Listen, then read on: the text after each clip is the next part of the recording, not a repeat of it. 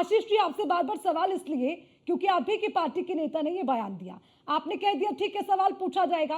अरे लेकिन कितनी बार आप ही की पार्टी के सांसद जय बच्चन जी का एक बयान में याद दिलवा दूं, अभी पिछले दिनों महाकुंभ को लेकर ही उन्होंने इतना बड़ा बयान दिया।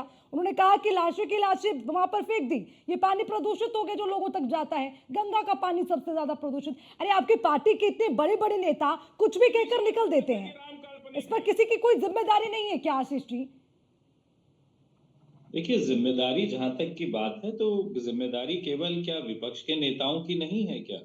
केवल जो विपक्ष के नेता हैं जब वो कोई गलत बयान देते हैं क्या तभी वो मुद्दा है? क्या जो सत्ता में बैठे हैं जब वो नेता गलत बयान देते हैं तो क्या उनकी जिम्मेदारी नहीं बनती?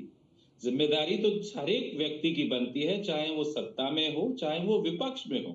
यदि वो कोई गलत बयान दे रहा है तो कहीं ना कहीं उस पार्टी को, उस ऐसे नेता तो को ऐसे चेताना नेताओं को आप क्यों चाहिए। नहीं दरकिनार कर देते, निष्कासित क्यों नहीं करते, उन पर कार्रवाई क्यों नहीं होती?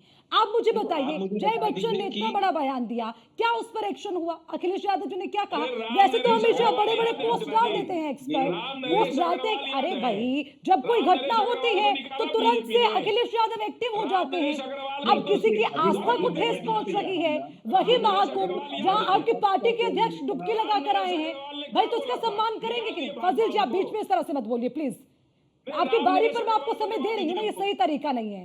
फजील जी, आप डिबेट को डिरेल करने के लिए बैठे हैं क्या? नहीं, भाजपा ने निकाला उनको। मैं सवाल पूछ रही हूँ ना, आप पूछिए, एड्रेस करेंगे। राम से बोलता है, राम नरेश अग्रवाल को फजील जी, बीजेपी ने निकाल आप दिया। यहाँ पर बैठ के ना कम से कम जिम्मेदारी के साथ जवाब दीजिए निषाद करिए। ने कहा था कि राम काल्पनिक है, उनको निकाल दिया। निषाद ने कहा था कि राम काल्पनिक है। अरे फजील जी, आपका दर्द क्या है, क्या दर्द है? अच्छा ठीक है, आशीष जी आप थोड़ा रुकिए, उन्हें ज्यादा तकलीफ है, मैं उनसे सवाल कर लेती हूँ। फजील जी क्या दर्द है? फजील जी दर्द क्या है, बताइए क्या दर्द है? दर्द यह है कि राम नरेश अग्रवाल के लोग नहीं निकाले पार्टी से, आज दूसरे का दर्द बता रहे हैं।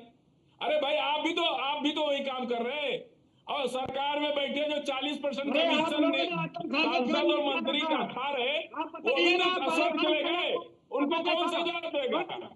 40% कमीशन खाने वाले लोग ज्ञान बांट रहे और जाके गंगा फजील जी, आपको मुद्दा समझ में आता है क्या? फजील जी, आप एक मुद्दे को लेकर चर्चा करेंगे या कहीं से कहीं पहुंच जाएंगे? अरे फजील जी, ये डिबेट में चर्चा करने का तरीका नहीं है। आशीष जी, आप जवाब दीजिए, मुझे लगा था कुछ तो आप तर्क के साथ बोलेंगे, तर्क संगत बात। आवाज डाउन करिए, बोलिए आशीष जी। ठीक है, टिकट जरूर दिखा दीजिएगा, तब छोटी मिलेगा तो नहीं मिलेगा। मुसलमान पर खत्म करने के लिए आए हैं।